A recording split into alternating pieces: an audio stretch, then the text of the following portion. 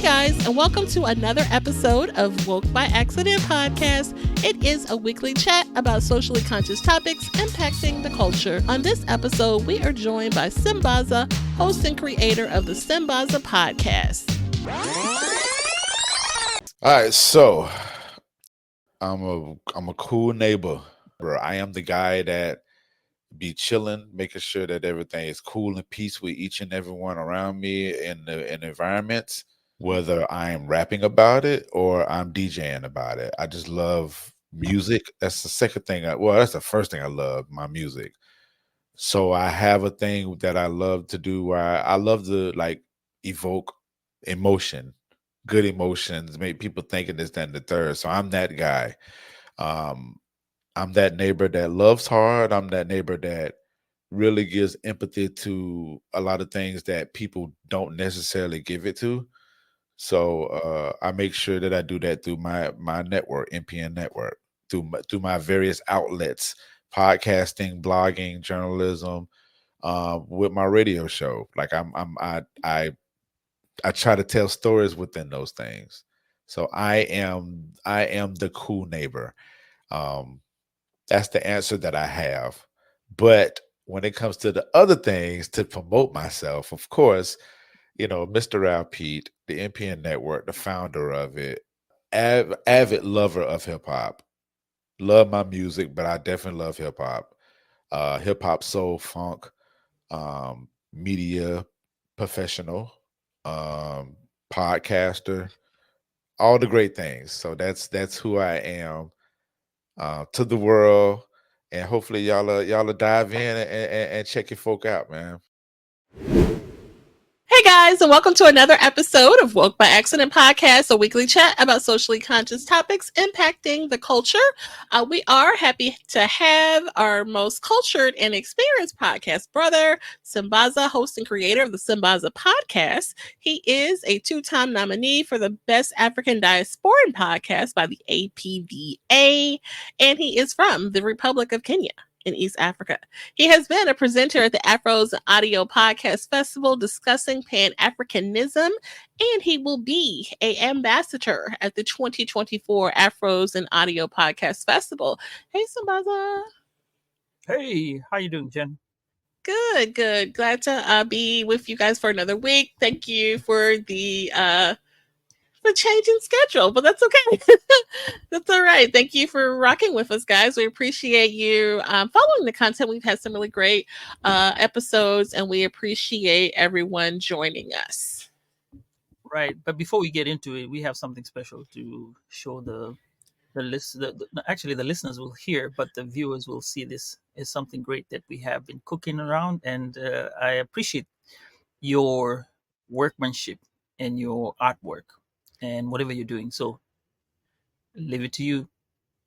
Okay, we appreciate that. And so we'll just get right into it here.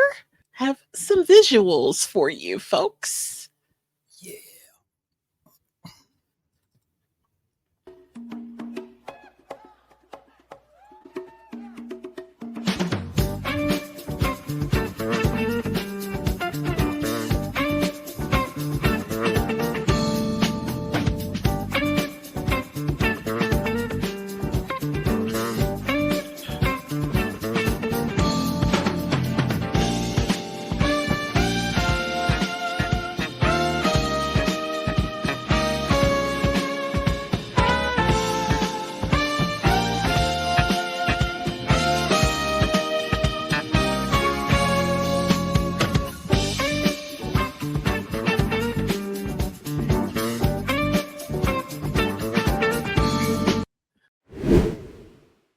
All right.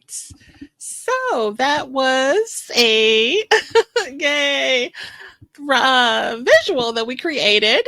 It's a joint effort. I did kind of a lot of the legwork, but Sambaza had some contributions, and wanted to share that with you guys. Oh, we have a comment. MPN Network tells us bravo. Thank you. Look at that. Well, thanks. Fantastic. So definitely wanted to document this collaboration with some visuals. So I thought it was pretty cool. Ed says, Ed, Campbell, One Love family. We appreciate hey. Campbell. Thank you for showing up for us. Okay, thank you. Yeah, so we may have to re-show that. So it's pretty quick, and we'll run those through the socials too. Had a nice little visual that we came up to document our collaboration. So yeah, glad to be here with you guys again. We have a great topic and guests for you all today. Today we'll be getting into Black Twitter.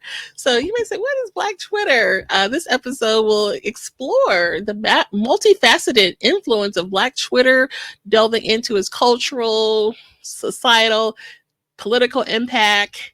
And in particular, there's a series about Black Twitter. So we definitely wanted to have a conversation about this. And so we'll talk about the origins, significant moments, and the possible future of Black Twitter, and highlight some of the narratives and talk social justice narratives and things like that. So really excited to have another content creator join us today in this conversation. Any thoughts about our show, Sambaza? Well, the person we're going to have today is really heavy on Black Twitter, and I'm anxious to have some questions regarding it, because I still, even though we had a pre-talk about what Black Twitter was, but I still reserve some questions on my end regarding what Black Twitter is and what have you. So it's going to be a great conversation today. Okay, sounds good. Looking forward to that as well, and looking forward to sharing that with you guys today. So let's get into our guest, if we will. So our next guest is the founder of the MPN Network. He is a hip hop musician and media professional. He is the creator of the following podcasts. A few of the podcasts are Groove Sweet, Clear Visions, and The Table Might Wobble. The Tables Might Wobble, which won a 2022 Black Podcasting Award for Best Black Music Podcast.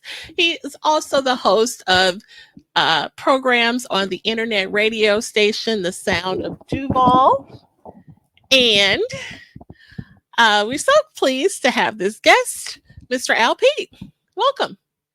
What's happening? What's happening? Good, well, not good afternoon. Good evening, everybody. How's everybody doing? Hey, I'm trying to go back in time with y'all. My bad. For sure. Thank you for joining us, Mr. Al Pete. And we'll have an opportunity where you can share more with the people on the great things that you do in the community that you reside in. But we're glad to have you with us today. Listen, thanks for having me. I appreciate and I love y'all platform. Love what y'all do individually and collectively. So ready to have this conversation. All right. Right on. All right. Now, here's where it starts. Black Twitter began to take shape in the late 2000s and early 2010s. And as African American users increasingly use Twitter to discuss issues pertinent to their communities.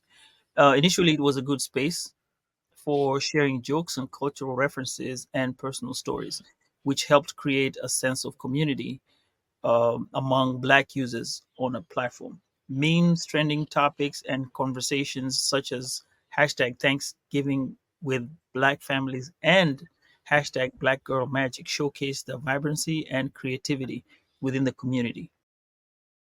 Now, here's my spiel before we start it all. And I think we talked about it. When I first saw Black Twitter, I first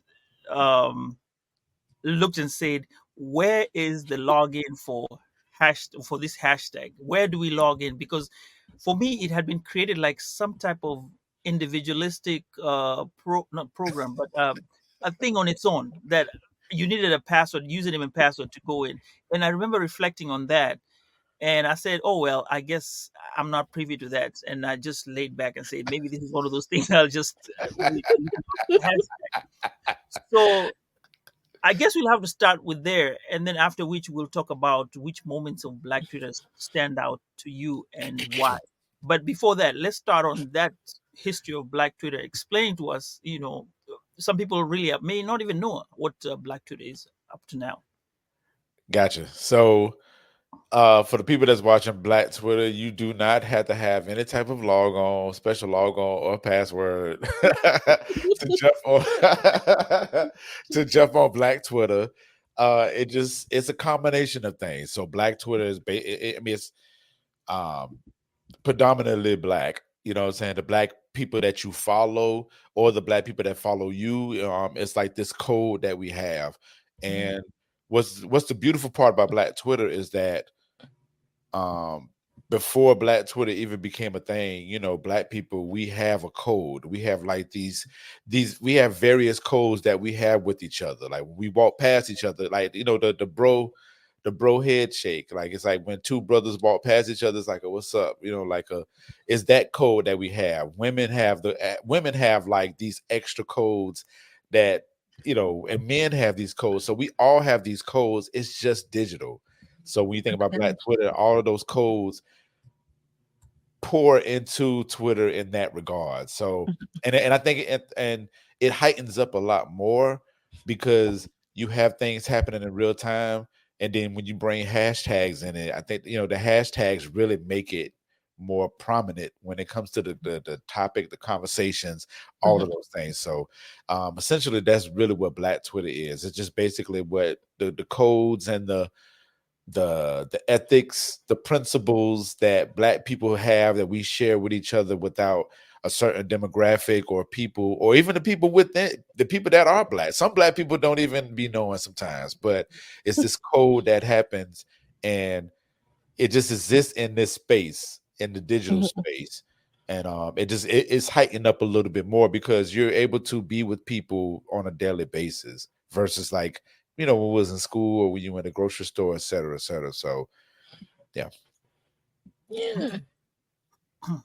So the next question was about the moments on Black Twitter that stood out to you and why.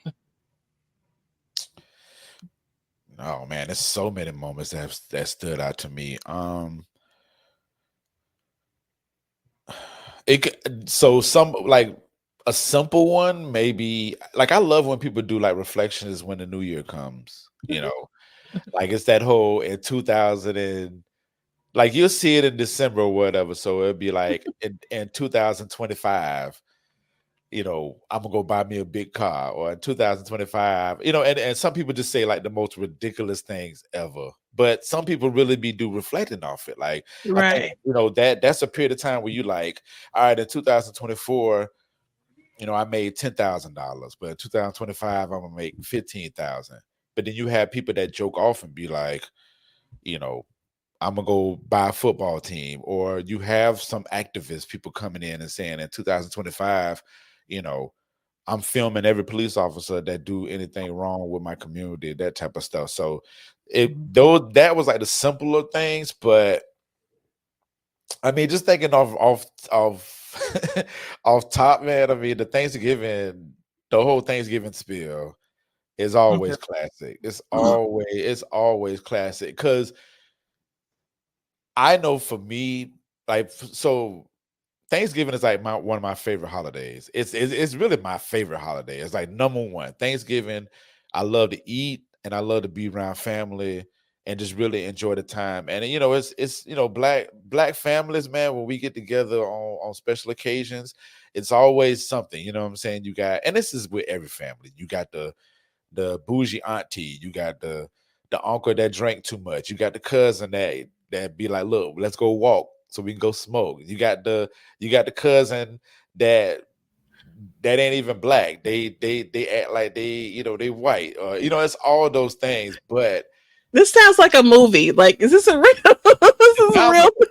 Sounds like a Tyler Perry movie. I don't know, but right. But, yeah, the Thanksgiving one is like the one that stands out to me the most because a lot of the clapbacks that happen, we have been thinking these things for years. Like, your auntie coming in bringing that potato salad that nobody's going to eat, but she has the smartest mouth. And then just think about these clapbacks. It's so relatable. So that's like one of the main things. And of course, another main one is like on a serious tip when you think about police brutality, racial inequalities. Those are always important to me. Those are always Oh, for sure. important because it brings people, it gives people awareness of where the world stands at. Even if you're in your house, it's going to be brought to you. Definitely. And then for someone who may not be familiar, how would you distinguish the difference? I mean, obviously you kind of touched on some things that are specific to Black culture, but someone just may not know at all. The difference between Black Twitter from the broader Twitter community. The codes, principles, ethics, we just got this code, man. Like we literally have like this language. We have this diction that we have that is so far fetched from like the broader. And when I say broader, meaning like, you just having general conversations. You go in there, you kind of say this, say that, this, and the third. But like when an event happens, the news people are going to tell you like the core story, like this person, got hit by a car, blah, blah, blah, blah, blah. But in Black Twitter, we'll see that same story and be like, God damn, like it got swung on by the car. It's just like, it's like, and it can be so disrespectful, but the Black Twitter understands where they're coming from because we're going to make a joke out of it. When it comes to whatever, I don't care if it's like the good things and even the bad things, somebody's going to make a joke about it. Excuse me. And, so that's like the difference between like the broader aspect of it. And it's funny because I notice it, and I'm on Twitter heavy. So I notice the difference. Like when I'm talking to, my city council or, somebody in a government official space versus when I'm talking to like, a party goer, somebody that come to my party and they be like, man, when you cut on that Usher last night, man, I had to do some things.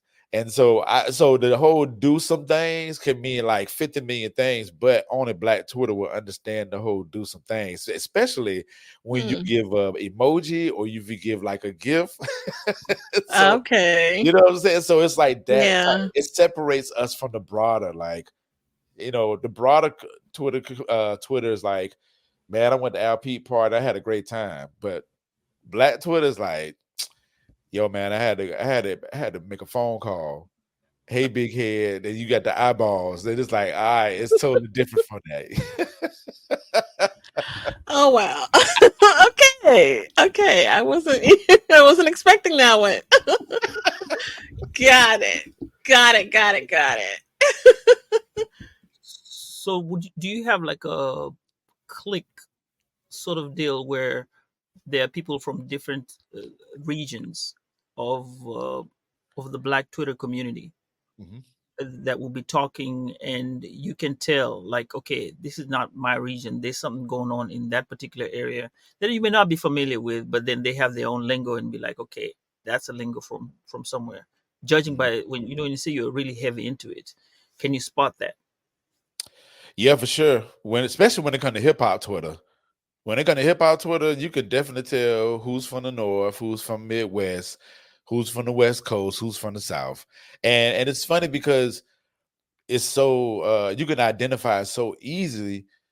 When you're in person, you can kind of tell when somebody talking. Like they got a little, like for me in the South, I'm in the South, Florida to be exact. And like, we just have we kind of stretch out our words a little bit. We kind of, we got that Geechee twang type of diction and enunciations and punctuations, all the things or whatever. So when I talk, people automatically like, oh yeah, he from the South, either from Atlanta or somewhere that he understand that. But when we're on Twitter, we can say something. We can say one little thing, and somebody automatically gonna be like, "Yeah, he not from New York," And I've been pinpointed on that a lot, and it's funny because I've been in like full conversations about music that's from up north, like from Philly, New York, or whatever, and I just be having a conversation, and people wouldn't think that I was from the South. but I might say something about like an outcast, or I might say a certain thing, or I might type it out a certain way, and somebody might be like, "Yeah, you ain't from here. I thought you was from up here, but you're not from up here." So that's the one that I experienced a lot when it comes to hip hop Twitter. The regions are like very, very strong. And it's so funny because it's so digital. Like there's no voices, there's no video on Twitter like that.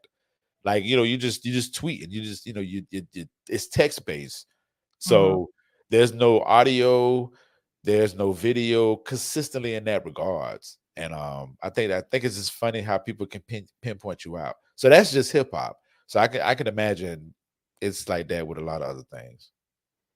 Okay. Okay. So we went through the whole spiel of looking at the hashtags. I know we talked about hashtags. You talked about some hashtags here. Um, we're gonna go a few of them and kind of ask which ones are memorable, and maybe talk about this a little bit. Okay. Of course, there's the hashtag Black Lives Matter, which was sparked by the acquittal of George Zimmerman in the shooting of Trayvon Martin, where he shot him to death, and the hashtag became a rallying cry against police brutality and systematic racism. Um, so this the impact of it is that it catalyzed a global movement for racial justice, and of course, influencing policy changes. Now, in your own words, what do you think about that hashtag, the Black Lives Matter? I think it's powerful. I think till this day it's still powerful. I mean, when was Trayvon Martin was what 2014, 15-ish, I want to say. I'm not sure, but all I know is, well, for one, from personal experience, for me to experience this, and this was literally in my backyard. Like this happened an hour and a half away from where I stayed at, from where I stay at. I'm in Jacksonville. This happened in basically in Orlando area. So for this to be happening 2 hours away from me was crazy. And at the time, my son was 15, 14, 15. So he might have been a year younger than Trayvon Martin. So I just want to say that experience right there for one was crazy. And then right after that, we had Jordan Davis that happened. That unfortunately happened. Jordan Davis happened in Jacksonville, Florida, like where I stay at. So Oh wow. that Okay. was a whole nother, you know what I'm saying? So for Trayvon to happen and then turn around Jordan Davis happened in our city, like that was a whole nother thing. So we had already been thinking that we don't care, like people don't care about black people anyway. We've been experiencing Mhm, that for mhm. years. So that was nothing new.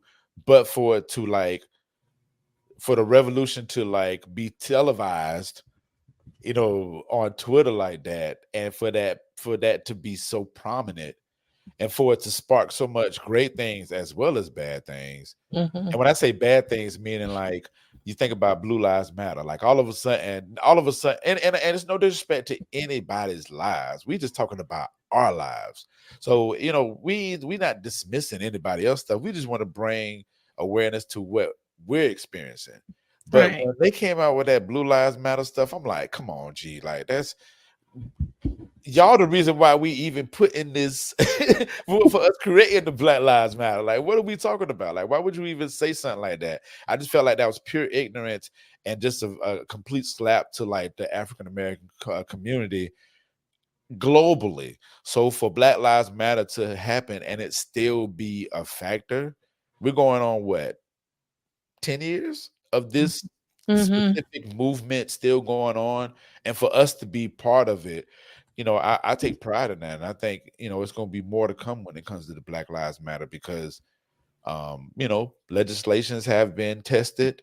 um People have, I mean, when I say tested, meaning like laws have changed as well as laws has been created, i.e., Mhm. Mhm. like I don't know if it's anywhere else, but in Florida, like it's a rule, like we can't even protest to that degree.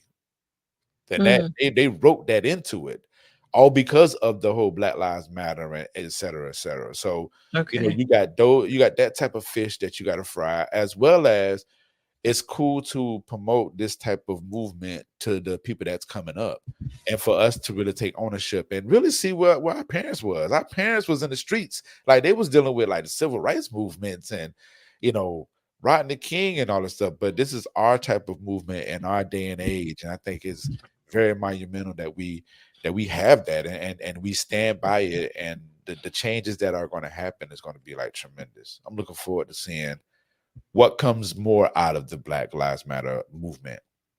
Mm-hmm. Okay. Let me throw this other one in here again.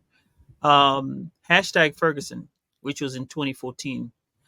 It was exclusively during the protests following the shooting of Michael Brown in Ferguson, Missouri. Now, it highlighted the police militarization and sparked nation conversation about race and policing in the United States. Mm. Yeah, Ferguson. I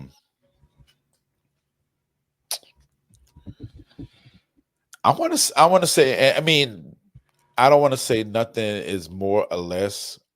You know, when it comes to all the unfortunate police brutalities and racial discriminations and stuff, but the Ferguson one was like the Ferguson joint was on. It was up like it was from all angles of it. For some reason, the Ferguson action just it was just loud. It was righteous. It was unfortunate. It was fortunate. You know what I'm saying? Like it was just so loud. Like so, I'll take one small part of it. I'll take the journalistic side of it. Right? It was like this new wave of journalism that was occurring during Ferguson that a lot of people we just wasn't going to get on our daily news. Or whatever. Like, daily news was cool. It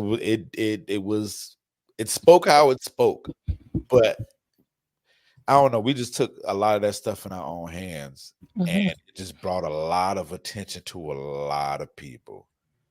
And when I say loud, meaning like one minute we on Twitter joking off, next thing you know, you seeing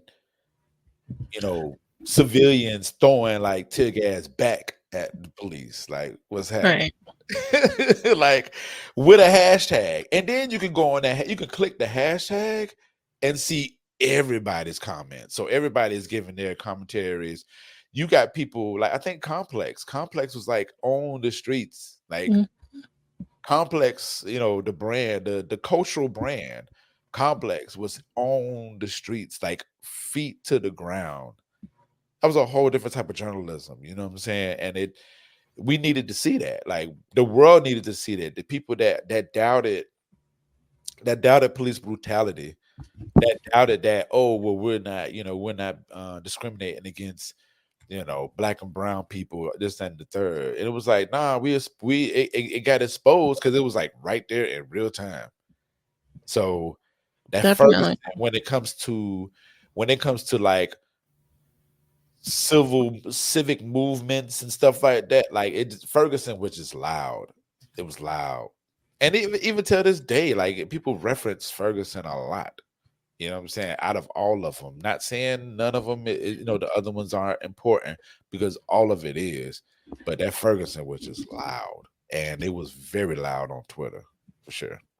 Okay. I think when you look at it in terms of journalism, well, I know you brought that angle, and I've heard it being mentioned on some radio stations, prominent radio stations, that it did change the way culturally they would advertise, like CNN, NBC, and other news, because now the demographic of people would be like, we don't want to watch what CNN is showing, because at that point you're going to show me a snapshot, maybe a 20-second snapshot of whatever is really going on out there.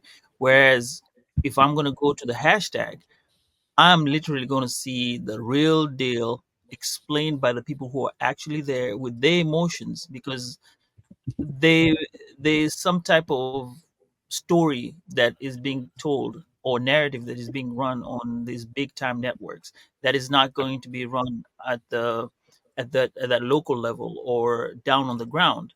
So there's going to be this there's a loss of communication of what the narrative is. And whatever they try to paint the narrative, remember, because they do get paid and it's news crew, uh, you're gonna get this person who is some Joe who just wants to tell the truth, and when he tells the truth as he sees it, that's what journalism had to change, or journalism had to change, so that people could see what was going on out there. So Absolutely. I guess that's the reason why Ferguson really came out with that type of force, to where it Yeah. changed the dynamics of reporting. Yeah. Real quick, let me mention this too. Like, you got to think about Twitter. You know, Twitter has influencers, creators on there. So Mhm. even if nobody knows about what's going on, the influencer that's tapped in, so that might be the famous journalists, the famous newscasters, or even just the person that's, you know, in the community, like a rapper, or a singer, or a producer, whoever the case may be. Like, they might be there and they might give the story to us. So the influencer might tweet out and say, Black Lives Matter, look at this crap that's happening in Ferguson. Next thing you know, the influencer got, you know, 15,000 followers, is touching at least 5,000. You see how news just expands like that? Like, it's already bad enough people don't trust CNN and Fox and all that other stuff. So when you have your influencers, they become the journalists. They become the people that tell the stories and whatnot. So, and then that's Mhm. when the stories get bigger and bigger and bigger, and then people get more tapped into the Black Lives Matter, to the Fergusons, and to the, what is it, Sandra Bland? It's Sandra, is the last name Bland, right? Land? Mhm. Yeah, Sandra Bland's like that. You know, all of these things are important. You know what I'm saying? So just the way that news was moving at the time, and it just it set a whole new ground on how people get their information, and it made the CNNs and the Foxes and the CBSs be like, look, let's create a TikTok account, or let's go live on Instagram, and Mhm. use the tag. You know what I'm saying? And so they can be one with the people. But yeah, that's just one of many things. I mean, we're not even talking about like the activism aspect of it, like how Mhm. it birthed so many conversations about police brutality. You know what I'm saying? Like, Right. people didn't even think about police brutality until you look on Twitter. You know what I'm saying? Like, somebody teenager coming to their dad and being like, "Dad, like, what's this? Like, why is this black man laid on the ground? And Mhm. why isn't anybody doing anything about it?" So he going to his friends at school, you know, the dad going to his work to talk about it, and it just you build these like sub communities, don't Mhm. even know it. You know what I'm saying? And then these people have Right. conversations, and then it's like an automatic pushback to the people who don't think that Black Lives Matter. It make people fold. Right. It make people think like, yeah, you know what? We are dishing out inequalities when it comes to these people, and we got to make change and do it, or we're going to like be more forceful and be more aggressive with our approach, so we can get the rights that we deserve. Right, right.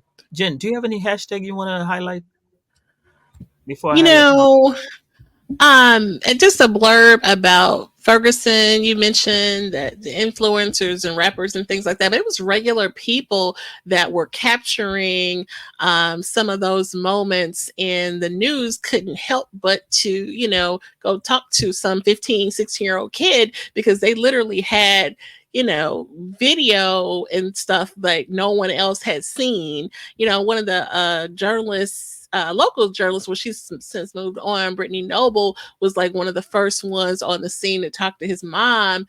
And like that whole interview is just so emotional, because she's literally finding out, Michael Brown has passed, and he literally, his body was on the ground for 4 hours. And like, I've done a couple shows about Ferguson, being from St. Louis. One I will mention is the one with Tori Russell, which is episode 80, which I did look up to reference, because he actually was one of the leaders of the Ferguson movement here in St. Louis, and he was on the show. We had a really deep conversation about it. Literally 100 days, and he was there like every day. So, I went out there because, it's like you just had to see it with your own eyes being in the city. And it really is close to where I am. There's all these little, sub communities, and it's literally like a really close sub community to where I am. And the point. No, but like I said, so regular people were capturing these things. Like literally, there's some really graphic video of him laying out that some kid just captured, because this is how irresponsible the police cared for that whole situation. And don't even get me started on like how the matter was handled and the body improperly. Like it was just ill. The whole situation was just very ill handled. But so that one really strikes out at me. And then also say her name, because you mentioned Sandra Bland, and that one impacted me too, being a Black woman. And then this could potentially happen to me or any other sister out here. You have you're on your way somewhere, and maybe you are agitated in a mood or what have you, and you can question the police.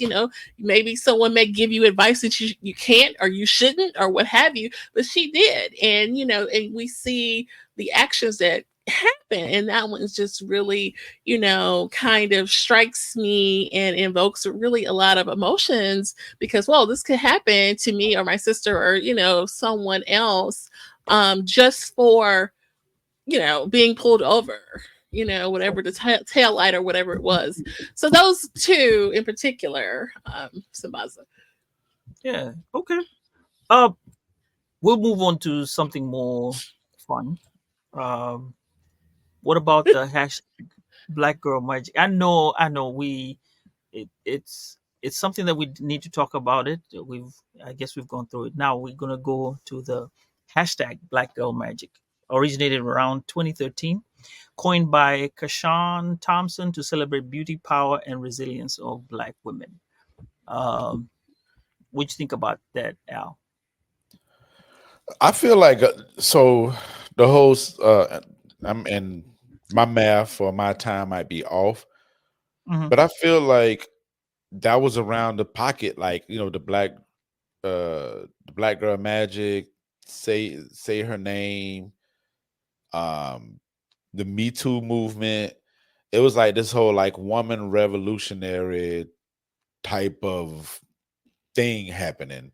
I don't know. I feel like it was around the same time periods when all that happened, when it Mhm. was like women was like very, like in the in the know, like it was like this heighten of like women's rights and women being empowered, like and I feel like those hashtags definitely came up. So the black girl magic joint was it was on. It was a positive enforcement or whatnot, and it Mhm. highlighted women.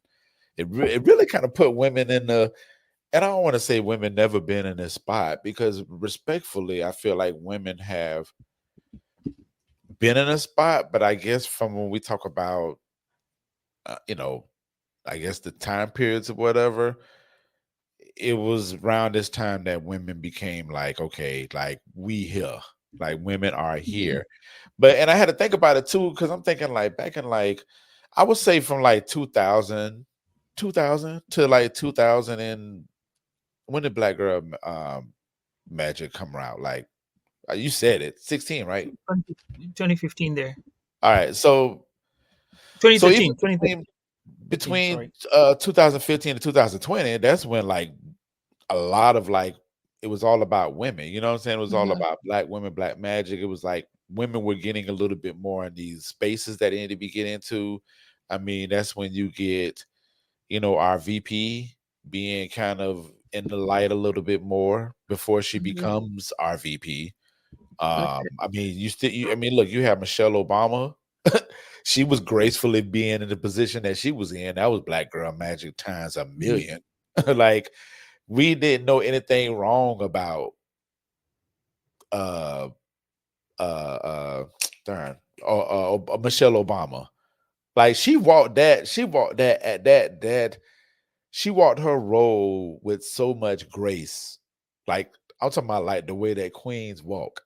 Like she was her and President Obama, they were like the example of being such. So you have Michelle Obamas, you have um the Issa Raes, you have all of these women, these black women being extremely excellent Mhm. without really needing to have a male cosign or have a man next to him. It was just like this. It was like this thing, and I really feel like that would have occurred at some point, even without the Me Too movement to say her names or whatever. I think Black Girl Magic really just stood on his own.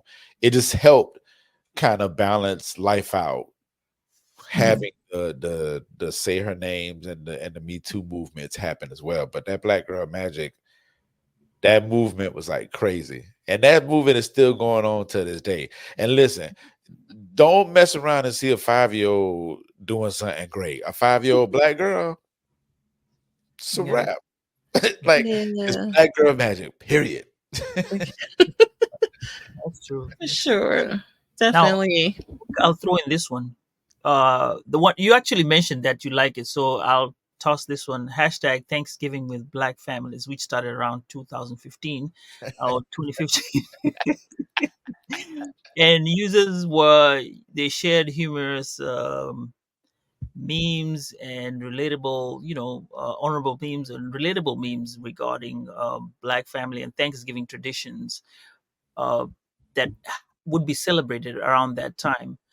What would we see in terms of that particular hashtag? I'm really curious because we talk about eating and the itis and the pudding, and then you got the family that comes in, and you have all those family dynamics. What have you seen in that hashtag when you go through it? Wasn't the um I don't know, Jen. Well, I would say Jen because I feel like she's more on Twitter. But like the whole didn't the whole like low vibration plate thing start from the Thanksgiving?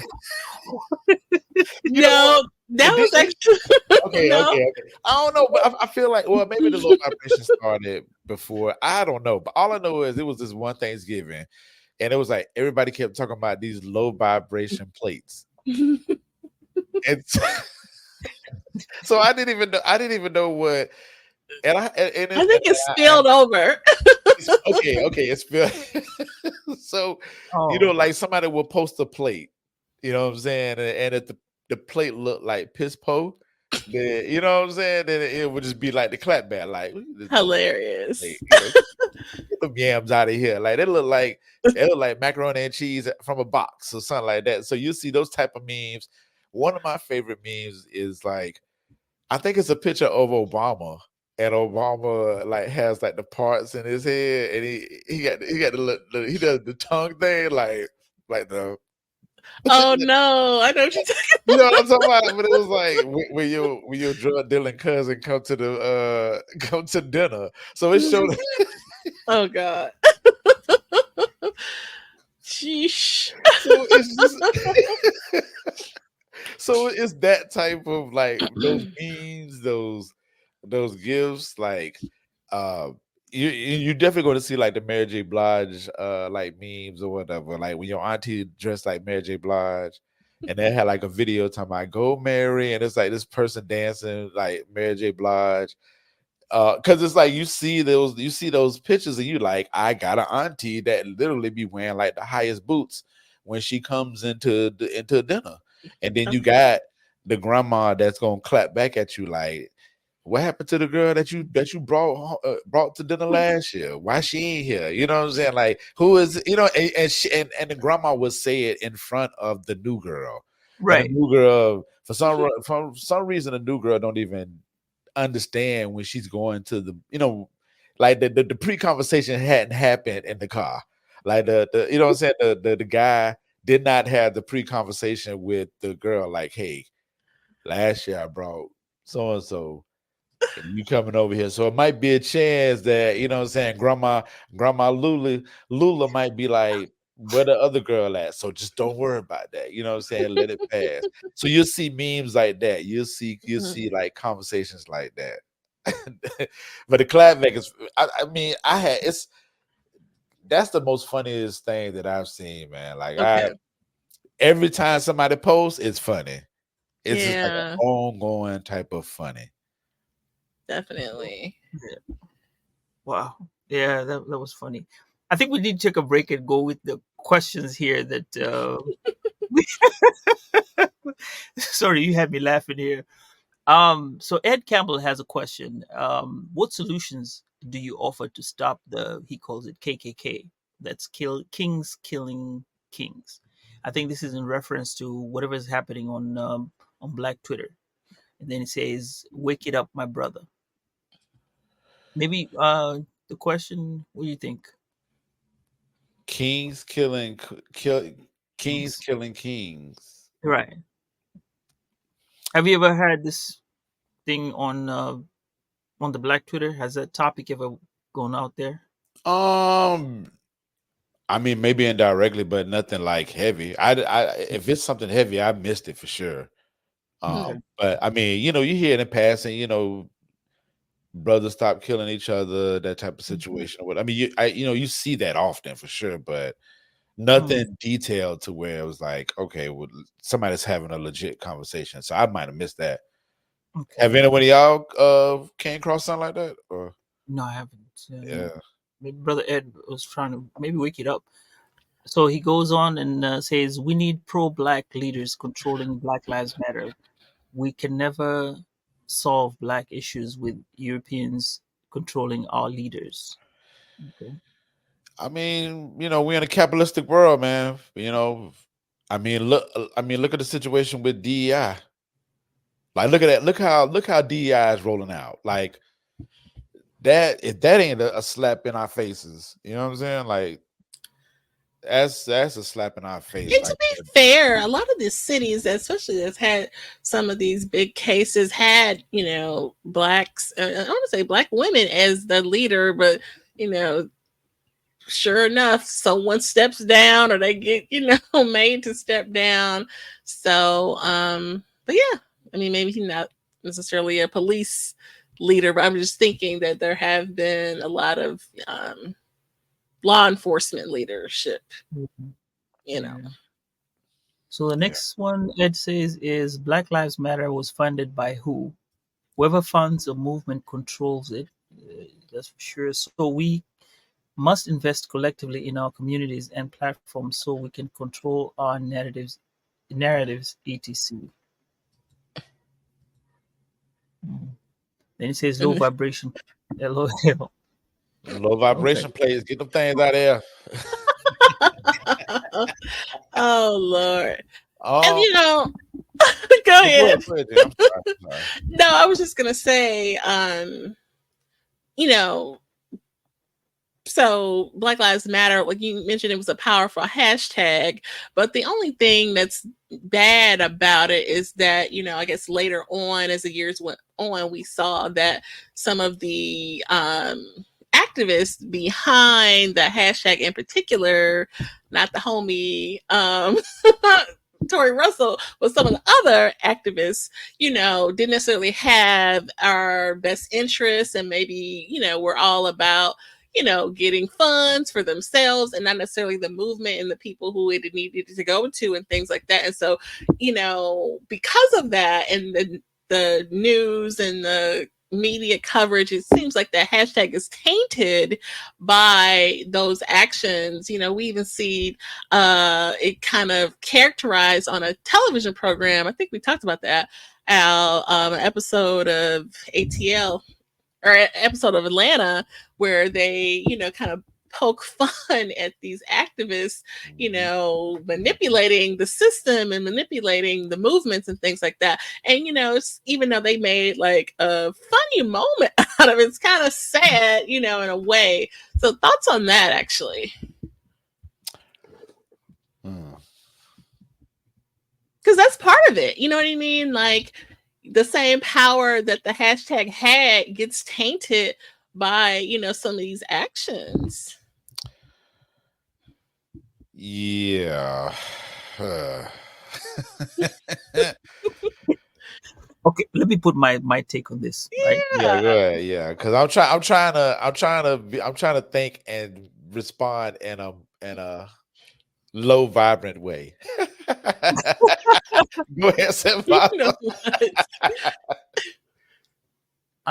I am looking at it in terms of a tree, right? This is a powerful tree that's grown so tall. But as much as you might try, any small thing that happens to that will stop this tree from growing is what now the bad elements are coming in, right? And in order to push it, to push the narrative that, hey, black lives don't matter, right? They start creating fires here and there, but it can't burn Mhm. the tree. The tree is already grown. They So these little fires here create just side whatever side shows, right? But if you look at it as a whole, collectively what it's done, Black Lives Matter has done a whole lot, brought in a whole lot of recognition and change towards the way people perceive the black man. Mhm. And that hashtag is not, it's not only for the US. That one has amassed all over the world to any person who's black, even to the people in Africa. Mhm. That hashtag still lives along. And when things happen in Africa and somebody puts in hashtag Black Lives Matter, it'll still come back to the US, and people will be like, wait a minute, what are we seeing here on hashtag, Black Lives Matter, and it's happening in Mhm, Africa? And then people can chime into it and be like, okay, we're all going in together on this particular issue. So I can say, yes, you're always going to have the bad apples. Always the bad apples will always make the good apples sound bad, sound bad, and we'll kind of try and triumph everything. But underneath, it's still a powerful thing. So Okay. that's my contribution on that. I get that. I get that. mhm. Al. I Give it, don't. bring it. Um. Yeah, man. I'm sitting here. I'm really sitting here trying to give like a really good thought process about this, but um, I don't know. It's just a bunch of bad apples in the spot, and we just have to get those Yeah. bad apples out of the place. And Sure. regardless if it's our cousin or if it's like what they say, all skin folk ain't kin folk or something like that. What? True. True.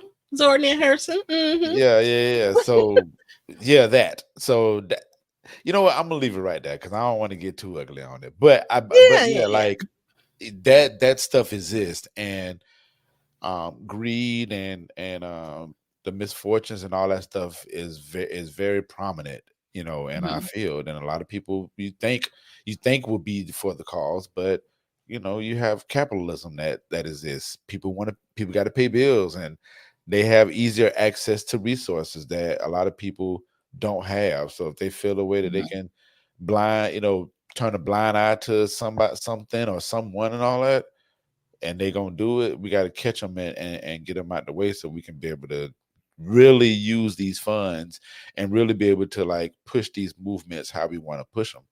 Mhm. And I think a lot of us, well, I want to say us, I feel like a good amount of people turn the blind eye to a lot of these things because it's our kinfolk, you know what I'm saying? Because it's Right. our mom and stuff like that. And we just have to really be logical about these things. Like, do we really want change?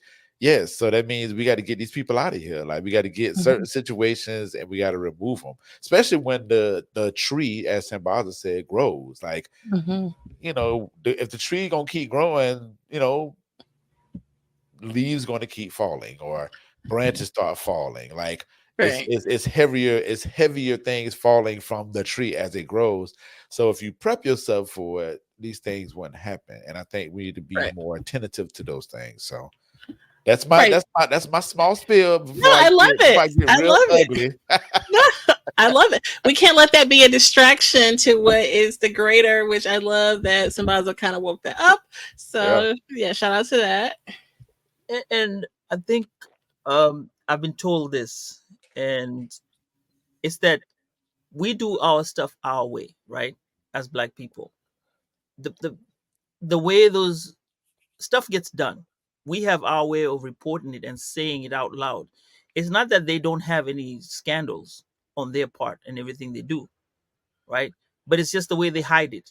They have a way of hiding it and trying to, like you said, capitalism also matters, and the way it came out, like that famous football quarterback who was allegedly having something going on at the time of pandemic, and his was hidden, and up to now it's still cleansed out, and it's nothing being put out there. Oh, you talking about Ooh. that boy? You talking about old boy from the Packers? Yeah. Now, had Yeah. it been, one of us, Mhm. I would have stripped him down completely to whatever and said everything, even try to get to know what his mama said about all those things. You know what I'm saying? It's a way that which things are brought out that is different, Mhm. and that's just our culture, right? Listen. Wrong is wrong, but at the same Right. time, too, at least they over there, they gonna pay for their kids' school. We gonna be over here buying damn Cadillacs and having damn parties, bringing guests, bringing Rick Ross to the party. Okay, but where's the beer being brought from? Where does the DJ come from? Where is the person who's coming to hustle and sell the stuff? It's around the community, right? Yeah. So the money is moving around the community. Otherwise, if you're gonna save your kid and your kid goes to school and it's only your kid going to school, hey, guess what?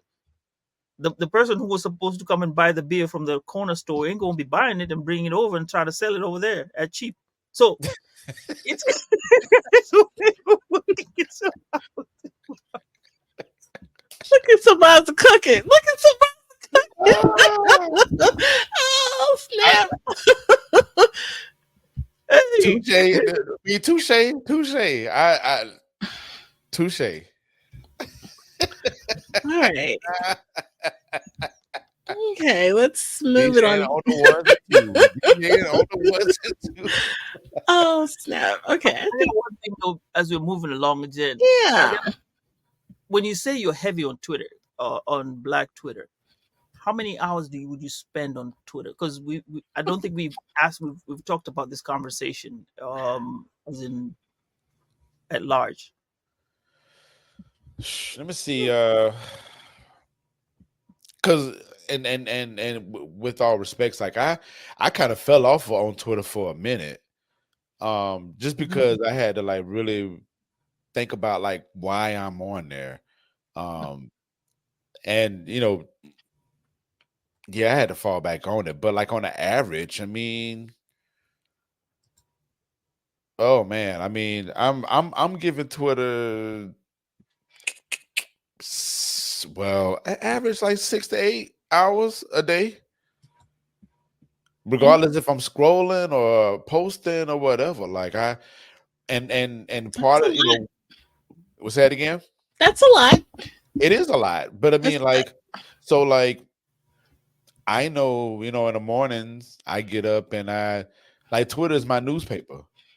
Mhm. So I literally go on there and like check the news, check what people are talking about. Like I go to the people who I follow, like the Roland Martins, uh, the Griot, Mhm. those type of platforms, and I'll just read the information that they give. Double XL, all of them. So I'll be on there.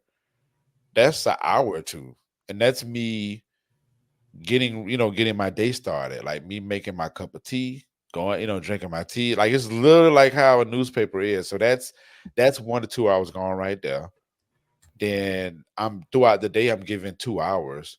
It might not be a full 2 hours, but it might be in sporadic. So I might give 30 Mhm. minutes here, 30 minutes there. Nighttime before I go to bed, I'm giving another hour or two. And Mhm. that's just a regular day. We're not talking about if something pops off in the culture. If something Right. pops off in the culture, I'm immediately going to Twitter. I'm not going nowhere else. I'm going to Okay. Black Twitter to see what the business is. Wow. So it's a lot. It's a lot. But I mean, respectfully, I'm on there. And another thing too, I'm just on my journalistic kick. So Mhm. I'm in the world of media, communications, stuff like that. So I'm on there to see what's going on in the world. Shout out to the C4. You know what I'm saying? We a podcast family. So like, when I'm on Twitter, if I see something important for us, I'll bring it to the table. We all have done that. You know what I'm saying? Like, Sambaza has put me up on a bunch of stuff. Jen definitely has put me up on a bunch of stuff, and a good little bit of that stuff comes from Twitter. So, yeah. All right, that's pretty cool. That was a good question, though. Like me thinking about like my time. Right, that was a good question. All right.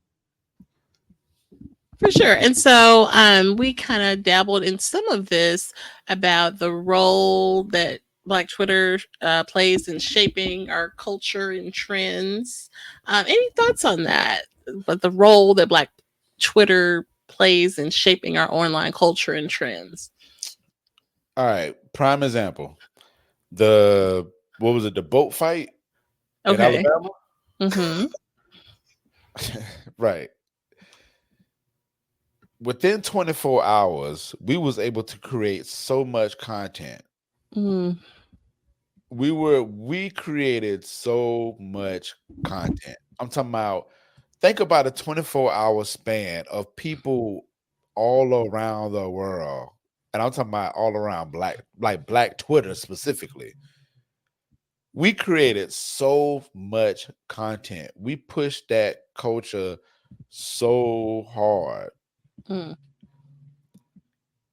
We do it with everything else. Like when it comes to fashion, when it comes to social commentary, when it comes to music, when it comes to film, when it comes to all of that stuff, Black Twitter definitely has a hold on a lot of that stuff. Like people be trying to find access to Black Twitter just to get the information or just to find out what's cool and what's not. Like people would pay more attention to their Black followers and stuff like that to see, hey, they talking about this over here. Whether they want to like joke off about it or they want to take it to their e-board meeting and say, let's try to capitalize off this. Like it happens, it's prominent, and it really isn't going anywhere at all. It's going to just get bigger and bigger in certain realms, but it definitely has a steady growth to it. But I wanted you to give that example of the fight on the boat. I just want people to really understand, like within those 24 hours, we laugh for 24 hours straight. But when we think about like the content that was produced, we are some great people, man. Black people are some very creative people. Creative. I was just thinking that very creative people. And we can really turn that into some form of economics if we really wanted to. I try not to get too deep into these type of things because I know people just want to joke and get away from life. Escapism is real, but there's a way to capitalize off this and really be able to have some economic value with the type of moves that we have and the influence that we have in the culture. Okay, it sounds like you trying to sell some high vibrational plates or something. There you go. Hi, Jen. Hi, Jen. Yeah. Hi. Okay, I like it. You know, one thing I wanted to point out today, I saw a video of the fight. That fight. Oh God.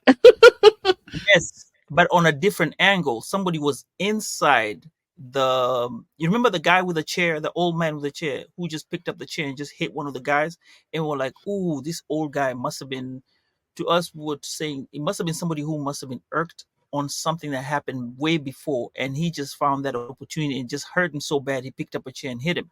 But we only had from his back. Now somebody had the film from the inside and only released it like about maybe this past week. I just spotted it online the other day. I just wanted to throw that in. Listen, it's gonna be it's gonna be a whole anniversary when they come around. I think I was like August 4th or something like that. So that anniversary coming, we finna get a whole nother wind of content and laughs and all that stuff. It's coming. They got the amphibian man now. They got somebody became famous out of that, the amphibian dude. the one who swam across, who jumped in the water. Oh yeah. I'm like, what are you talking about? you were And Sambaza. but Oh, you know what? Like you said, it created a trend in the culture. People did not think that black people can swim, and here's Mm. this guy who jumped in the water and swam right across, and that was a distance. He's a See, lifeguard. oh, he was Yeah, a lifeguard. I didn't know that. I think so. I think was so. he? Hey, black people can swim. I mean, well, Some of them. obviously. That's a good example in the heat of things, and that's a distance. That's not a short distance, guys. Look, I'm telling you, that was not a short distance, and the speed at which he swam to get across. Mhm. No, you had to have been very, very fit to be able to swim like that. So shout outs to him when he did that. He promoted some swims. I'm pretty sure there are maybe 5, 6 kids who may have benefited from that, watching that and saying, you know what, I want to go swim. For real. Straight up. Yeah. Or I Interesting. mean, not promoting violence, but somebody might have been Yeah. like, look, I need to learn how to protect myself. Or you know what I'm saying? So I Mm. might need to go take these classes to, Mm. to know how to manage violence or whatever the case may be. Or I mean, or even to be a comedian. I mean, Mm. whatever. Something Okay. was inspired by all of that for sure. Okay. Okay. Yeah. I shared this with you, Al, that I don't like violence, and a lot of people, made this a big moment, but I thought it was kind of an ugly moment because of the violence, and I was not necessarily a fan of that, and that so much attention was given to a fight, such a gruesome fight too. No, I agree. I ain't gonna front y'all. It took me a minute or two to finally just jump on board with the jokes. Like at first, I ain't gonna lie. My first thoughts, I was like, "Oh man, niggas fighting again. This don't look good." You know, But you know, you know, I don't know, man. I just try to balance life out. You know what I'm saying? yeah. And somebody came with the Good Times song on a video, and I lost it. Okay. Oh We, Lord. now we know that Black Twitter has influenced mainstream media and popular culture. Uh, when it comes to the elections, how does the hashtag Black Twitter play with regard to Black people voting and who they choose to vote? Being Oh that man. at times when it's an election year, there's that idea of, are you going to vote Republican, are you going to vote Independent, or are you going to vote, Democrat? Where do your thoughts lie in terms of community? How are we going to get people to go out and vote? Call people and say, hey, it's time to vote. Let's go out as a community to vote. And some places now they're not going to be able to bring people to. You cannot go bus people to a polling station, or you cannot give water to people in a polling station to help them out. When they stand in those lines. How will the hashtag now on how will hashtag Black Twitter help people with these type of issues and hurdles regarding the politics? Let's just go politics. Good question. So people are still trying to figure out how social media plays a role in politics. Like we got to remember, like Obama was the first like star, the first like like social media star, political star. Mhm. So it's like it's not far. We're not far away from that. It's not like this thing, Hmm. it wasn't like Abraham Lincoln was, a star on social media, and these type of things, these legislative moves or these policies or whatever are in place for us to kind of like guide it a little bit. So people still trying to figure that out. So you just need somebody who is like social media savvy to be able to teach these things and maybe create a whole nother hashtag, you know what I'm saying, that Hmm. could tie into Black Twitter or that hashtag or whatever, and go at it from that angle and really kind of be the whisperer. Not even a whisperer. I mean, because black Twitter doesn't have a whisperer, but like, if you got the information, if you got the juice, you know what I'm saying, bring it back to the culture, bring it back to black Twitter and be like, hey, this is what they're doing. Like, don't do this. Say this, say that. Make sure that this is in order. This, that, and the third. Like, we need those type of people to, in place to be able to speak to the people that really don't understand these form of languages. And you got to think about it too. It's a lot of misinformation, disinformation out there. So you need somebody out there that really, really understand, like, really understand like who's pushing the narrative in that direction. Because, some punk ass Republican to come on and be like, oh man, if you don't have this, you can't vote. And that could discourage a whole crew of people. But you need to have somebody like a Roland Martin be like, according to da da da da da da da, this is this and the third. And so, I'm not throwing all this information on the people that can speak the justice or speak some sense into people to get out and vote and do the right things for legislative moves.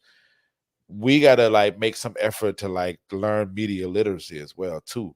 So it's a balance. It's a back and forth type of situation that needs to exist, and that's where it starts. And then once that starts, then we can think about some other type of actions, because people are still fascinated by the fact that, I mean, look at Trump. Like, people was coming to Twitter that went on Twitter to read Donald Trump's tweets, not go to CNN, not go to like a paper or whatever the case may be. I mean, people will go on to TV and paper and all and radio, all this other stuff, right? But people that don't even have Twitter accounts was looking at tweets that Donald Trump was saying. Donald Trump. You know what I'm saying? Like, that's powerful. And people were like, definitely. People were like really looking at his words and being like, you know what? I'm gonna question my position when it comes to Democrat, Republican, Independent, or whatever. Like, people, like, you know what I'm saying? So we need people in these places that will give the right information and give the right wisdom and the courage to the people who think twice about how to vote or who to vote for. For sure. I had a thought with you when you were talking, Al, about being savvy with social media and such like that. Whichever leader is really going to capture, all this talks about how do you get the young people engaged and how do you get people at the polls, and really, that is someone who is technologically savvy in that way. I know I was in a Clubhouse room this afternoon and someone put a ChatGPT prompt about Trump's 2025 Project 2025. So basically, like, God forbid, Trump gets in there. This is his Project 2025, 900 pages. Okay, somebody said, okay, I need the Cliff Notes. Right. And literally, so when ChatGPT did, and so in the link, I was like, oh, let me send this link somewhere. I'll send it to Sambaza.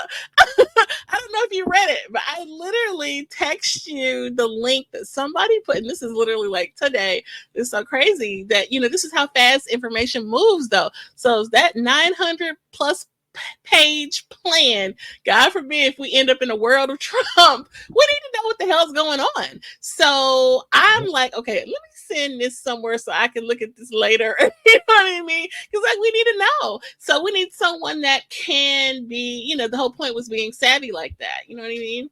Yeah. Yeah, you definitely need somebody savvy. You need somebody that's majority of the time we on Twitter, well, most people are like joking off, you know what I'm saying? I mean, I think a lot of people aren't taking Twitter as serious as it is, as they should. Not saying, they're not taking it as serious. But you need somebody that's going to be kind of in the middle. You need that person that you need a couple of people that represent that, like, okay, this is the artistic way of doing things. This is, y'all might want to look at it this way. I'm not telling y'all what to do, but look at this. And it need to be it need to come from a trusted source, because a lot of these people are not looking at CBS and CNN as a trusted source, and definitely not nobody like Fox. So you need more people that are just like savvy, and somebody that's willing to give that time to the community and to the culture like that. Definitely. Okay. Now I Yeah. have a question. This is going to go deeper on the question of Twitter. Okay. Now, as what I know of black people, and me being black as well, we trust the church as one to give us the information. I mean, we there's a place where church sticks, and if a leader in church says something, we tend to follow what they say because of the church. And this is apples and oranges. Now, there's a group of young people who are fanatics of Black Twitter. Information that comes into Black Twitter to them is right, because remember what we've talked about before. The truth, as we've talked about these hashtags that were going on, these were hashtags that gave out the truth. They brought trust in what people talked about. All these hashtags and the information that was brought up was day raw information that you disseminate, you just look at, and you're like, yes, this is the truth here, right? It brings a sense of you believe whatever comes off of Black Twitter. When it comes to now the elections, and when we try and give out information, how are we going to create this level of trust that we have for the church leader, who we look at as being who's giving you the truth? And I'm going to say that in parentheses, the truth, when they're speaking on something, because like you said, capitalism still exists and some type of influences may be there. And Black Twitter, how are we going to make sure that, or how are we going to tell this youth that, okay, we have Black Twitter here, it gives you the truth, however, such and such truths may not be what you're seeing, because it could be infiltrated by people who have other means to tell you something different. Because like you said, and not all kinfolk is kinfolk, right? Right. Right. Mm-hmm.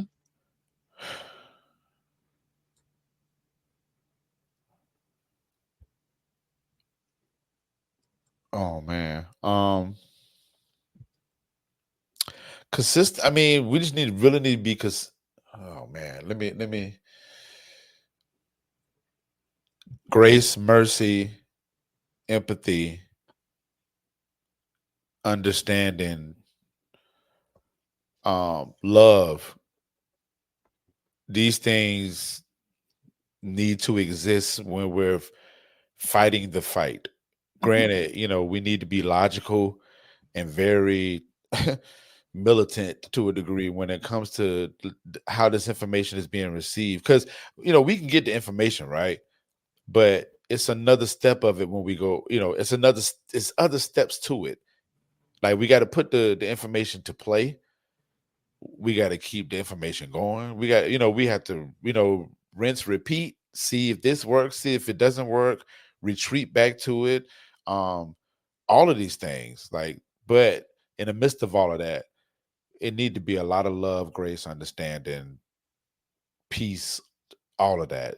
That those things need to exist. A lot of situations, not even a fraction of what I just mentioned, exists in these spots. The church house. When I think of the church house, I'm I'm thinking of love. I'm thinking of grace. I'm thinking of mercy. I'm thinking about finding out about my community. Learning how to be neighborly. Mm-hmm. Like, these things need to exist for information to stick with these kids. It need to be examples of it. Like, I need to see the deacon, you know what I'm saying? I ain't telling the deacon to be on the basketball court every day, but you know what I'm saying? Like, kick it with us. See what the business Okay. is with us. Like, it's those type of things. Like, show those type of things, and that will build up enough trust, or even to the point, if somebody has a doubt, that they will go back to the officials of the Black church and be like, hey, I got a question about this. I'm not sure about this. Can you guide me through this? I guarantee you, a real person that's in the church, the pastor, deacon, or whatever, he might pull the Bible out on you, but for the most part, he gonna talk to you like he a human being right along with you. And I feel like that and a lot of other things add the trust value, which insinuates love, and on one side love, the other side being logical. Okay. Okay.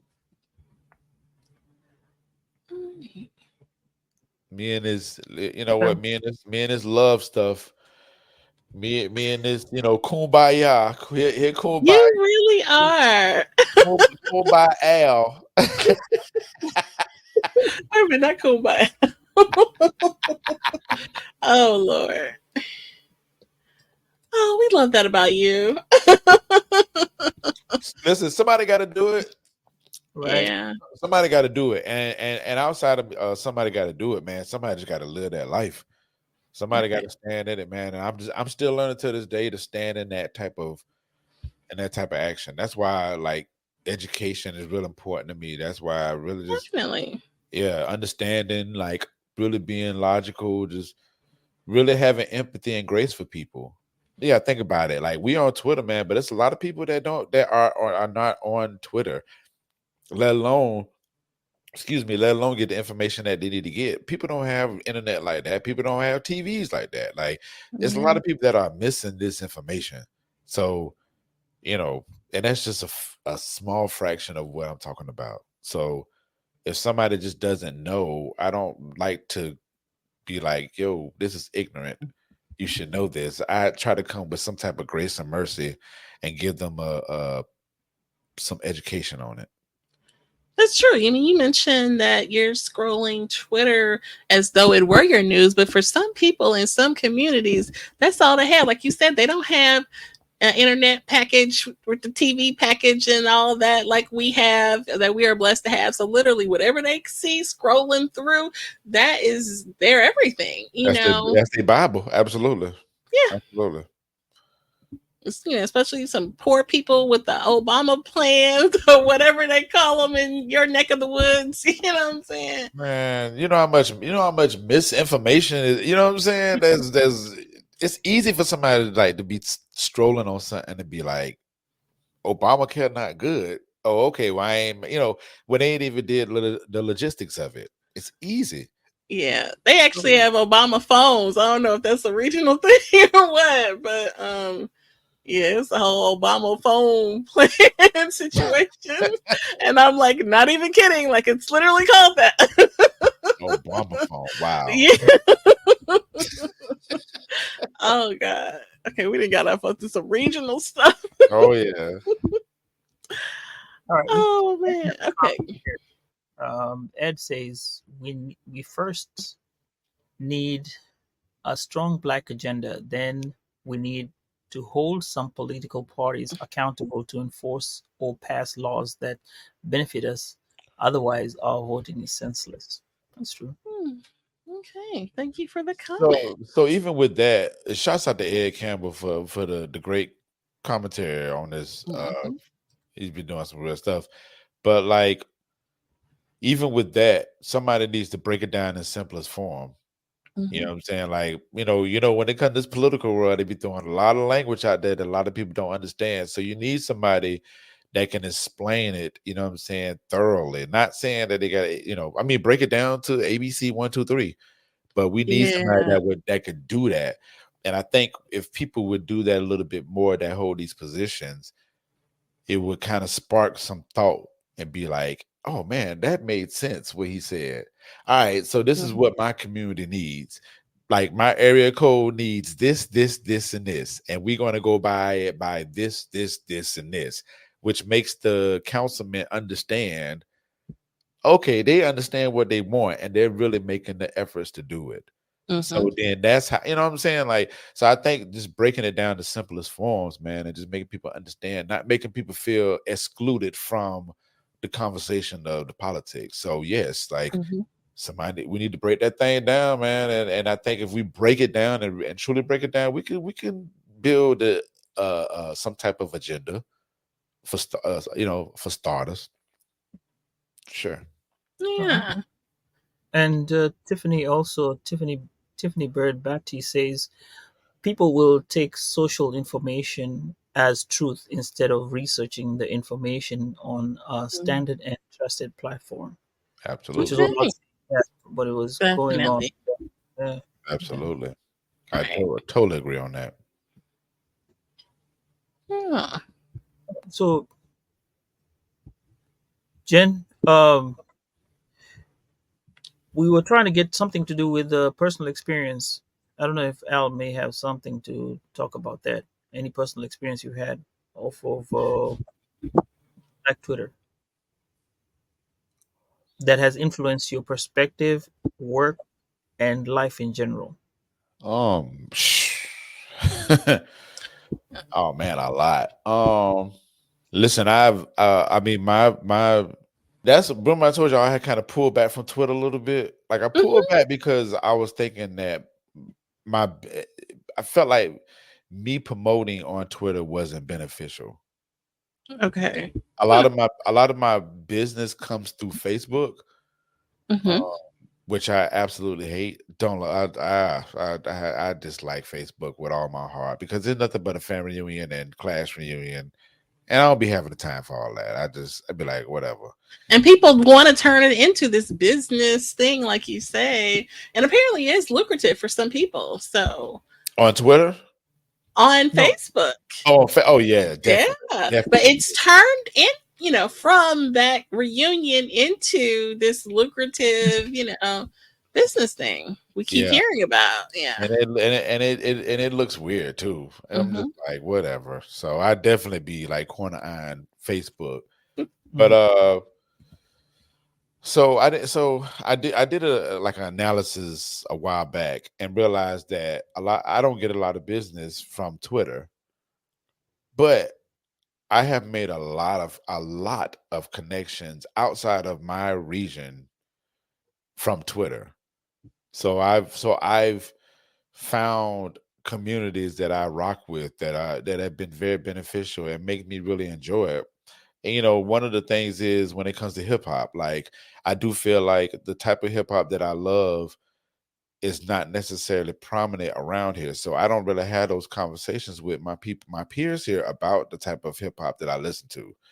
Mm-hmm. Um or the consciousness of it. I mean, even with the Florida music, you know what I'm saying? Like I can talk to people outside of my region about Florida music that I can't have them conversations with the people that's next door to me or in my backyard.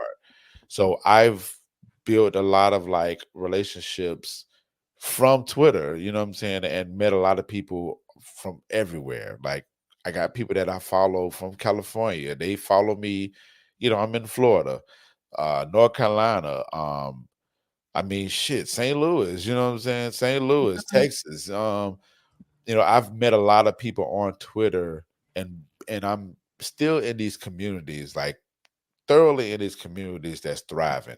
And they respect my thoughts, my Mm-hmm. contribution to the hip hop world. They don't treat me like, oh well, this is some old down south, guy that knows da da da da. Like they really value my opinion. They know that I'm in the trenches with it, and I built a lot of like friendships and relationships within these communities and on Twitter. So I think that's like the gift that keeps on giving. Mm-hmm. Um, I think that's like free promotion, free advertisement, you know what I'm saying? So that's just one of the many things that yeah, that I've experienced on Twitter for sure. Definitely. oh, Ed has a thought here. He Okay. says you have two choices. Choose one. Choose one. Choose one. Devil or Satan. This is my thoughts. These are my thoughts. This are my thoughts on voting, except on local level. Get to know your alderman, city council, mayor, etc. Which is very true because everything starts from down there. We look uh, at the state representatives, but everything starts from the local council. going up forward, which is very, very important. Yeah. I mean, even from the presidency, man, like we be so focused on the presidency. I'm like, we need to be focused on the governor. Mm-hmm. Right. Definitely. Because the governor goes, and all the governors go to the White House and all the other stuff, and they do that, and then they come home, and the president just be like, all right, well, and then the governor come back and rule over the whole state. Right. So Yeah. I'm like, we need to be paying attention. When we thinking about presidency, we need to be thinking about the governor. When we think about the governor, we think about the mayor. We think about the mayor, we think about the city councils. You Right. think about the city councils, you need to be thinking about, the people that run the HOA at your neighborhoods, and Even the district attorney. I mean, yeah, we seen my little dibble dabble into activism with the Ferguson situation. We were literally able to push out a district attorney that was really at the crux of the situation with Mike Brown, and he was in office for over 25 plus years, and move him out after what happened with Michael Brown, just on the strength of community and a truly grassroots campaign. Whatever you think about that guy now, obviously he's trying to move his political career in a different direction and things like that. But that moment in time, that will forever be historic because it has never been done before. You know what I mean? What Cori Bush has done, shutting down a family dynasty, whether black or white, to just make that kind of change. If Michael Brown didn't happen, we wouldn't have had that kind of change in this city. So, I mean, things, there's power behind that for sure. Right. I didn't even know that the railroad commissioner was a very powerful position in Texas. Okay. I had no idea. I thought it was just some railroad, but it comes with some power. It really does. And when you think about like small towns and stuff like that, oh man, look, don't even get me started. Okay, we're wrapping it up because we're already like way over. You have the last word regarding. You have the last word regarding this other question. Oh, that I have. Yeah. Well, I think I missed my props. So, yeah. So, okay. So, Twitter has been rebranded as X, as we all now know, even though we keep calling it Twitter. But there was a rebrand to X. What do you see for the future of our Black Twitter? Oh man, I mean the same things that's going on. I mean, I think we good for a moment. I think everything's going to stay afloat. We're still going to have our jokesters on Twitter. We're still going to have a lot of influencers on Twitter. Journalism would definitely stay the same. I know within the past couple months, and I know I keep referencing journalism and communications because I just love it. I mean, I love it outside of me being, degreed in it. But journalism, man, it's just really exposed. I don't want to say exposing. It's just really giving light to how things move, and how things work. And with the layoffs of all these journalists in the journalism world, like the way that it's giving light on like how things work via Twitter is like tremendous. Like, of course, HR would never tell us the type of things that why this is happening, this, that, and the third. You have people that are really being activists in the journalism world that are like letting people know, like, watch out for this, that, and the third, giving empathy, giving care, all this other stuff. So if anything, I do feel like journalism would get 10 times stronger. And a lot of people will reference that a lot more versus their typical. I'm not saying stop reading your local papers. Definitely find out what's going on in your local spots. But in regards to Twitter, you're going to see a lot of like prominent journalism or journalists giving the great work or whatever. And also, I mean, we had a documentary, Black Twitter. Speak on it. Speak on it. Yep. Our thoughts? Oh, I thought it was great. I know we had a conversation in our room about it. I I didn't expect for it to be this big dialogue or this thesis of a thing or whatnot. But I think it was great to show that Black Twitter definitely exists and like the influence that it has. Totally. Um, I think it was simple as that. I mean, can we go back and talk about a little bit more some other things? Possibly, possibly could. You know what I'm saying? But I think it gave a great awareness of like what Twitter stands for, what it is, how you can treat it as a funny thing, how you can really get a very good lesson of like, activism and really being hyper black or whatever you want to call it. Like, that it's a source that's there for us. So I think that documentary was a great thing. Um, okay, so with that, I will say the awareness of Black Twitter will probably grow. So with that, I think some other avenues of Black Twitter might grow too, but it's Mhm. just a matter of people getting on board, like people finally getting a Twitter account and really following the people. So I think that stock is going to probably go up a little bit more. But as far as like what's going on now, I think it's just going to be a steady type of thing. Even with the elections coming up, I think it's gonna kind of pass. We're gonna do our thing for it, stand up for it, not stand for it, and keep it moving. Okay. Okay. Now, Sambaza, you have any?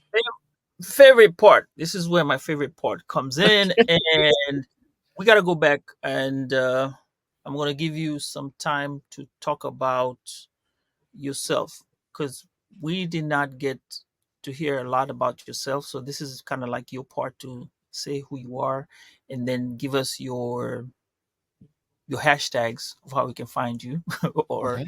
your you know how we can find you so to speak when we try to get a hold of you and want to listen to your words and listen to whatever you have to speak and you were in the community heavy in the community, so please speak on it and let's hear from you now. All right, so um, I'm a cool neighbor. I am in the community, in the subdivision, and wherever. I am the cool neighbor. I am the guy that be chilling, making sure that everything is cool and peace with each and everyone around me in the environments. I'm the one that likes to have fun. Escapism has been one of my things lately.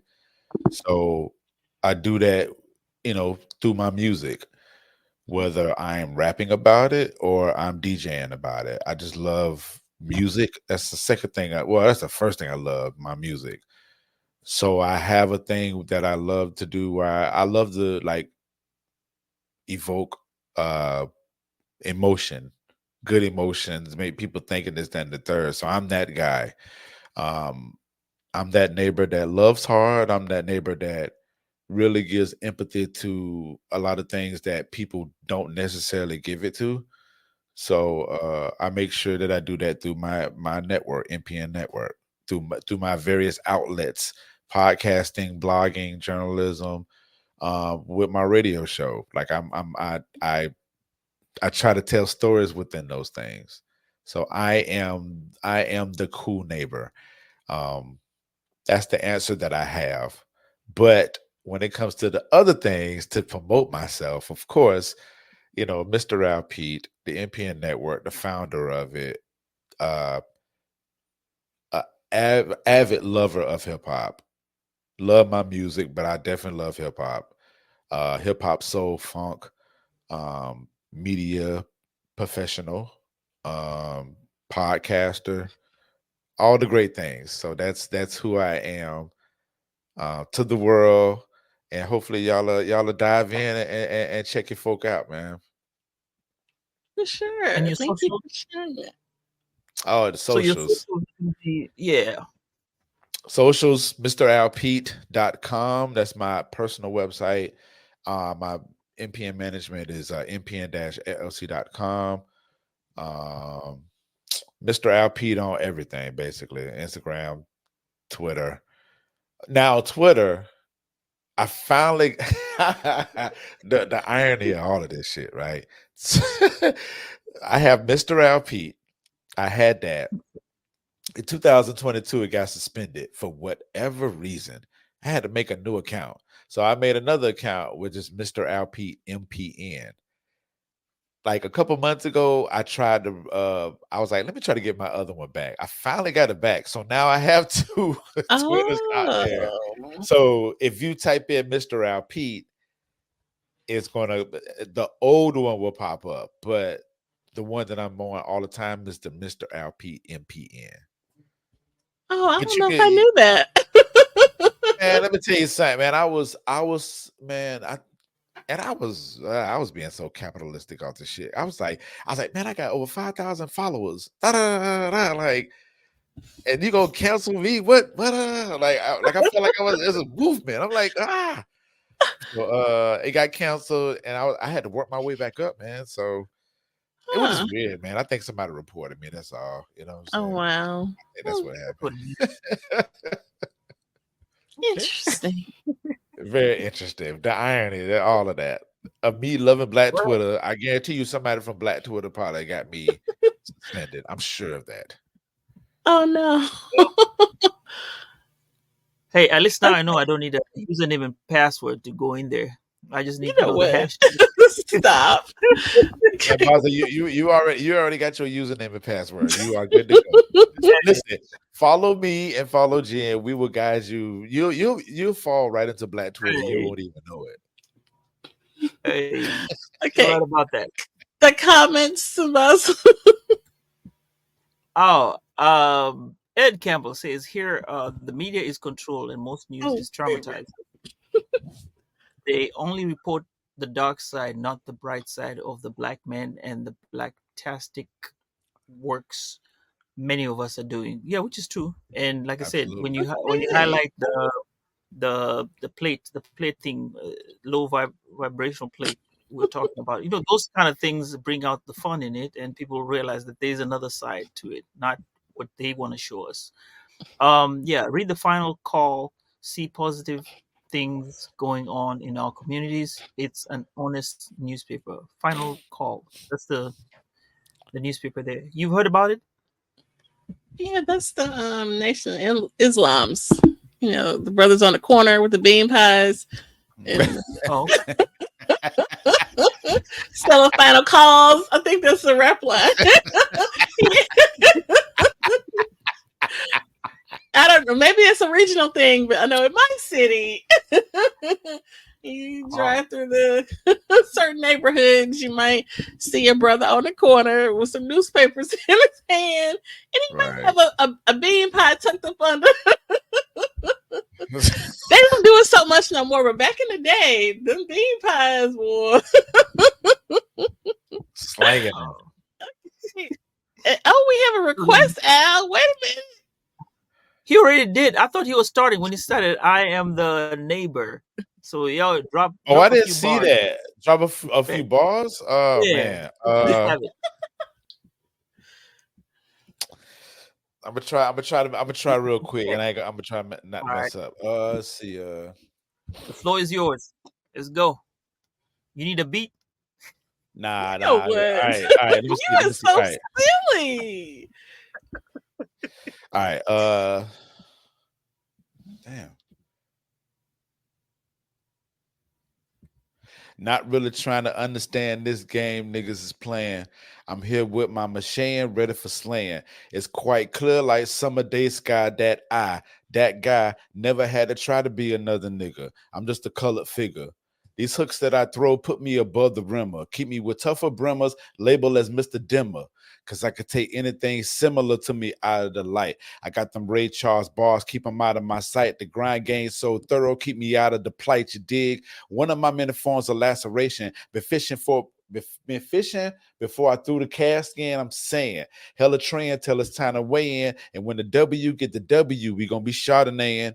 We speaking on the GF feed the results. All the heifers want to BF me, and all the rapper guys gonna say that he helped me get off his ass because his hat's a BLT.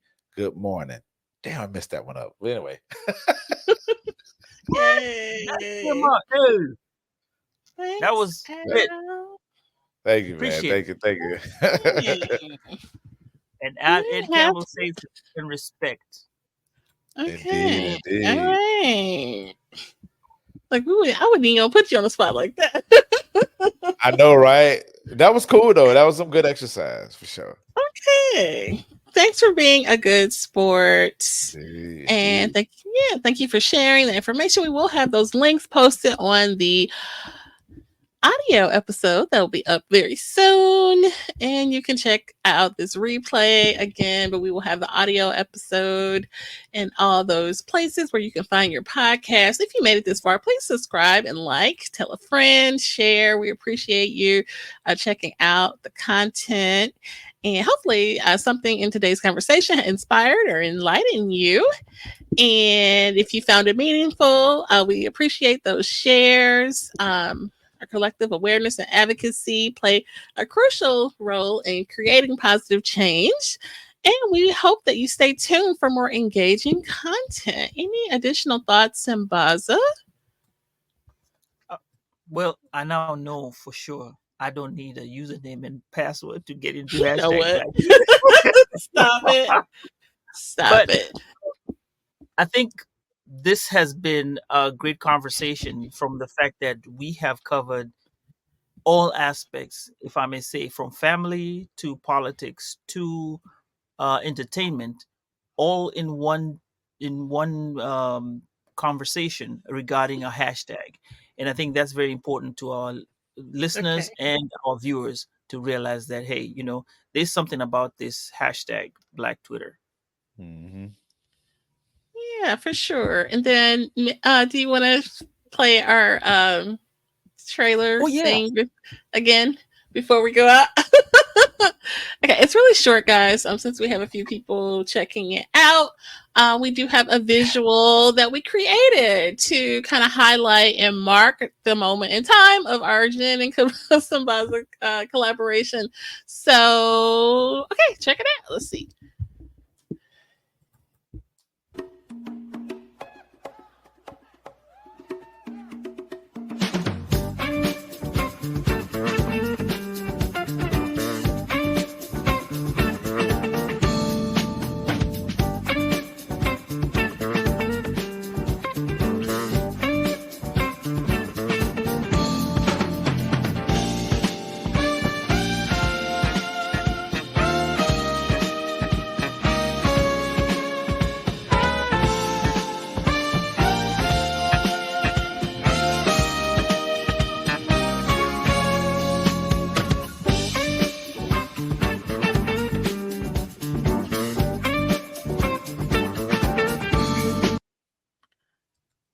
Yay. All right. I love that music, man. Thanks. Sambaza Great picked out job. the music. Yeah. So, okay. And Want to share that. I guess this is the first time we're sharing it. So, we'll, do some more quality checks on it to make sure, it's good. But I mean, I think, I like it. And okay. Ed Campbell 100% fire emojis, gems, and muscle. Yay. All right. Shout out. Thank you. Yeah. We appreciate the And actually, support. let me say we do appreciate you, Ed, for the questions. Those were very great questions and interactions. Also, Tiffany, I do appreciate your questions as well. We need these questions. We interact with each other. As we interact, we have extra questions, some of which we may not have at that time. So thank you. Thank you. We definitely appreciate the engagement for sure. Miss Tiffany, salute, gratitude. Al, any additional thoughts? We appreciate you for being a good sport. You could have been like, look here, I didn't come here for that. Nah, that was cool, man. That was cool. I enjoyed it, man. That was good. That was good. Okay, cool. That was fun. So, well, Al has actually been on Work by Accident before. I should have that number handy, but we'll have it in the notes. But so we glad you came back with Sambaza here to chop it up with us, and you're welcome here anytime. So appreciate that. Indeed, I appreciate y'all, man. We still have another project upcoming with you, Al, and some other people too, from the C4 Collective. Man, we got a couple of them, but man, They coming. Listen, I'm down for it. That's all. Just know y'all got my back. So, well, I got y'all back. Whichever one it is. We're very thankful. Yeah. All right. Well, Al, will you stick around for us to give us your proper good evening? And we are going to go ahead and conclude. Thank you guys for sharing in the content with us, and you guys take care. At this time, we're going to go ahead and conclude the episode. We greatly appreciate you listening. We invite you to follow us on social media. On Instagram, it is Woke by Accident Podcast. On Twitter, it is Woke by. On Facebook, it is Woke by Accident Podcast. We also have the new website up, www.wokebyaccident.net. Please check us out. And also follow us on all of your favorite streaming platforms. And please leave a review and share feedback. You can also reach out by Gmail, wokebyaccident@gmail.com. And every time you listen, we appreciate it so much. Thank you for listening and take care.